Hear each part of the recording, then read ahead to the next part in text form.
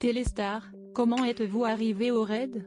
Barbara Cellier, j'avais réussi les 2 concours d'âge pénitentiaire et de police. J'ai commencé ma carrière comme surveillante à Fleury-Mérogis. Puis j'ai rejoint Police Secours sur Paris et ensuite la brigade anticriminalité. En 2003, j'ai appris que le raid recrutait des femmes. J'ai passé les tests. Je faisais pas mal de sport et j'avais envie de changer. Ces tests physiques et psychologiques ont la réputation d'être extrêmement durs. J'ai perdu 5 kilos en une semaine. Ils sont si difficiles qu'à la fin, vous vous demandez ce qu'il s'est passé. Vous avez l'impression d'être passé dans une machine à laver étape et essorage. On vous a sorti de votre zone de confort et si est dur de revenir à la réalité de la vie. Si est un milieu masculin.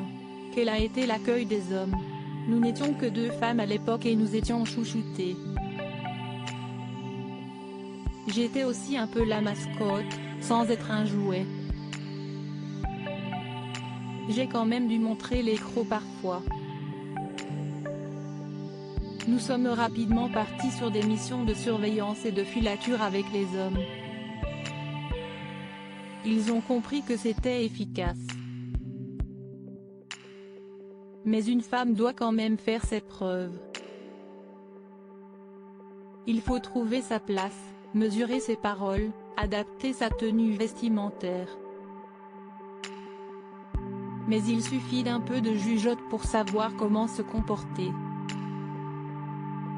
Avec le recul, je me dis que ce n'était pas facile. Comment s'est passée la traque d'Ivan Colonna, à laquelle vous avez participé? Il y a pas mal d'adrénaline quand vous filochez. Après 3 mois de surveillance et de filature, c'était comme si j'avais fait 2 semaines de tests physiques.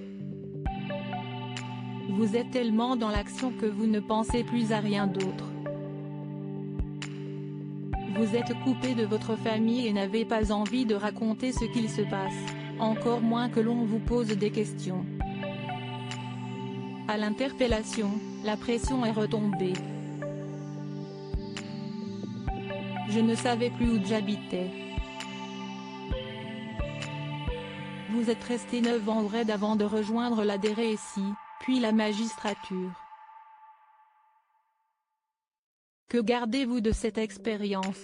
Toute mon expérience professionnelle m'a enrichi, mais avoir affronté des situations de crise au raid m'a fait prendre du recul et voir les choses différemment. J'ai réalisé ce qui est essentiel dans la vie et ce qui est accessoire.